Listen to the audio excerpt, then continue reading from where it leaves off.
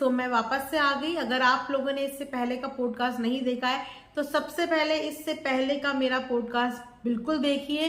ये जो पॉडकास्ट है ये मैं सिर्फ आप लोगों की दिल रखने के लिए, आप लोगों की डिमांड पे बना रही हूँ, बिकॉज बहुत सारे ऐसे ऑडियंस की रिक्वेस्ट है मेरे साथ, बहुत सारे ऐसे ऑडियंस की एक्सपेक्टेशन है मेरे साथ। तो जस्ट आप लोगों का दिल रखने के लिए मेरा फॉरमोस्ट प्रायोरिटी हमेशा से यही होती है कि सबसे पहले मेरा काम अपनी ऑडियंस का दिल रखना है, आपके लिए काम करना है।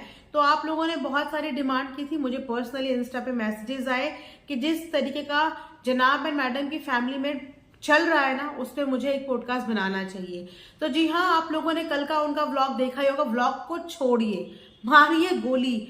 हम लोगों ने कल का या आज का पता नहीं, मैं तो एक्चुअली उस जो शो है पर्टिकुलर उसको फॉलो करते ही नहीं।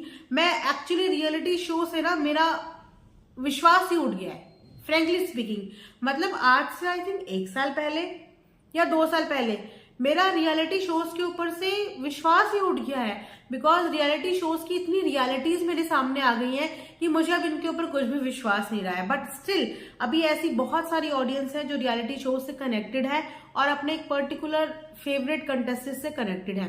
तो जैसे कि जनाब भी एक रियलिटी शो में गए हैं और उस रियलिटी शो में अभी अभी एलिमिनेशन हुआ है दिव्यांका के हस्बैंड का, जिसकी वजह से बहुत सारे लोग डिसअपॉइंट है। और सबसे मजेदार बात यह है कि उससे सबसे ज्यादा डिसअपॉइंट है खुद दिव्यांका, बिकॉज क्योंकि उसने अपनी इंस्टाग्राम स्टोरी पे भी कुछ इस तरीके का पोस्ट किया है जिसे देख के मुझे मजबूरन, मैं अभी खाना खा रही थी और जस्ट उसको फिनिश करके अपना डिनर मैं यहाँ पे आके आप सबके लिए वीडियो बना रही हूँ, बिकॉज दिव्यांका की इस समय जो स्टेट ऑफ माइंड चल रहा होगा ना, मैं उस चीज से कनेक्ट कर पा रही हूँ।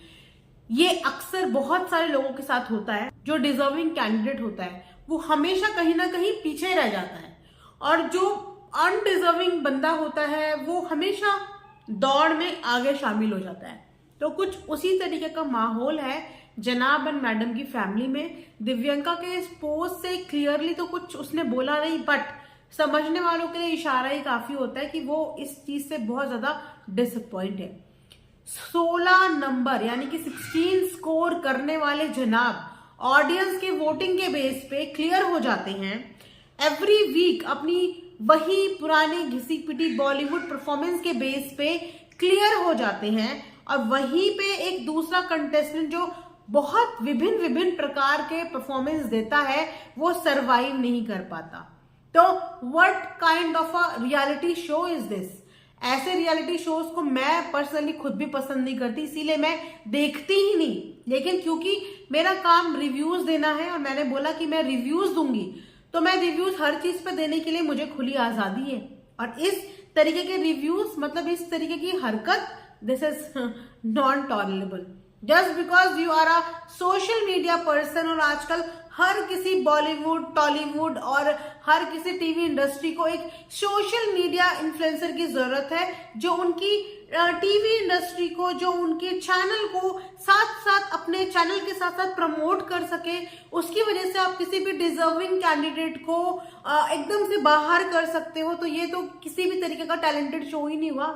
रियलिटी शो का मतलब है अपना टैलेंट, अपने खुद का टैलेंट, जो आप टैलेंट के आधार पे अपने आप को प्रूव करते हो। अगर टैलेंट की कोई काउंटिंग ही नहीं है, अगर टैलेंट की कोई महत्व ही नहीं है, तो फिर किस बात का रियलिटी शो? बहुत सारे लोगों का क्वेश्चन ये है कि क्या मैडम और जनाब ने चैनल से आपस में बातचीत करके, उनके साथ कुछ सलाह मशवरा करके, कुछ आदान प्रदान करके क्या इस चीज को सेटल किया है? सो भैया, लेट मी क्लियर यू कि इतने तो वो भी नहीं है, समझ रहे हो ना, इतने तो वो भी नहीं है कि वो चैनल के साथ आदान प्रदान कर लें और चीजें सेटल कर लें। इट्स जस्ट कि मैडम और जनाब का थोड़ा सा सोशल मीडिया अकाउंट जो है वो ऊपर है, मतलब है उनके पास सोशल मीडिया की पावर। और सोशल मीडिया की पावर कहीं ना कहीं अब टेलीविजन इंडस्ट्री या बोलिए बॉलीवुड इंडस्ट्री समझ चुकी है। दैट इज द रीजन कि they people are calling YouTubers reality show में, बिकॉज ये पावर एक अलग पावर है।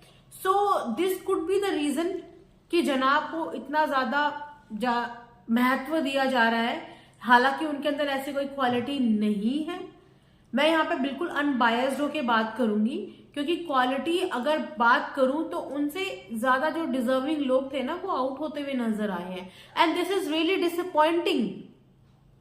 यहाँ पे जनाब और मैडम के जो ऑडियंस होंगी वो नाराज होंगी, लेकिन गाइस यहाँ पे हम लोग आपके मैडम और जनाब की बात नहीं कर रहे हैं, यहाँ पे हम लोग टैलेंट की बात कर रहे हैं। मान लो कल को आपका खुद का बच्चा किसी ऐसे शो में जाए, किसी ऐसे कंपटीशन में जाए जहां पे आपके खुद के बच्चे के अंदर तो बहुत काबिलियत है, लेकिन अगर दूसरे बंदे के पास वो काबिलियत के साथ वो सोर्स भी है, वो फोर्स भी है, और उसके बाद आपका बच्चा हार जाए, तो आप लोगों के दिल पे क्या गुजरेगी? आप समझ रहे हैं? ये वो कॉन्सेप्ट है। तो जितने भी फैंस हैं इस फैमिली के, उनसे मेरा प्रॉब्लम नहीं है, या इस पर्टिकुलर फैमिली से मेरा प्रॉब्लम नहीं है। मेरा प्रॉब्लम है ये जो साइकिल चल रही है, ये जो साइकिल चल रही है कि जहां पे मेहनत को एक्नॉलेज नहीं किया जा रहा है, जहां पे टैलेंट को एक्नॉलेज नहीं किया जा रहा है, जहां पे एक्नॉलेज किया जा रहा है कि किसका नेम है, किसका फेम है, उसके अकॉर्डिंग हम लोग उसको सस्टेन करेंगे और बाकी बंदों को बाहर का रास्ता दिखाएंगे। तो ये किसी भी एक पर्टिकुलर ब्लॉगर के उस पे नहीं है मेरा प्रॉब्लम, ये जस्ट ये है कि वाकई में आजकल सिनेरियो कुछ ऐसा ही चल रहा है कि इंसान के अंदर भरपूर टैलेंट है, उसके अंदर भरपूर क्वालिटी है, लेकिन उसके बाद भी वो डिजर्व नहीं कर पा रहा है। क्यों? बिकॉज सामने वाले बंदे के अंदर कुछ एक्स्ट्राऑर्डिनरी फैक्ट्स है, जो उनके अकॉर्डिंग एक्स्ट्राऑर्डिनरी फैक्ट्स है, बट वो एक्चुअल में है नहीं। तो अगर आप लोग भी इस वीडियो से रिलेट करते हैं तो कमेंट सेक्शन में जरूर बताना। बट ये जो भी सिनेरियो चल रहा है ना, चाहे वो रियलिटी शोज का, चाहे वो किसी कॉम्पिटिटिव एग्जाम का, या एनीवेयर कहीं भी किसी भी तरीके का, जिस तरीके पे सोर्स और फोर्स के बलबूते पे अनडिजर्विंग लोग आगे जा रहे हैं ना, उस तरीके से हमारे इंडिया का टैलेंट कहीं ना कहीं दबता जा रहा है, और उनका जो मोराल है ना वो डाउन होता जा रहा है। और अगर यही सिनेरियो चलता रहा तो लोग मेहनत करना छोड़ देंगे, लोग बिलीव करना छोड़ देंगे क्योंकि कुछ भी हो सकता है फिर तो, लाइक कुछ भी। तो यहीं पे मैं आपका रिएक्शन एंड करती हूँ। मेरे पास कमेंट्स आए थे इंस्टाग्राम पे, सो मैंने जस्ट ऑन द स्पॉट ये वीडियो रिकॉर्ड करी और आप लोगों के लिए अपलोड करी। आई होप आप लोगों को पसंद आया होगा। बट मैंने पहले भी बोला था कि ये रिएक्शन ना मुझसे अब झेले नहीं जा रहे, to be very frank, because it's totally fake.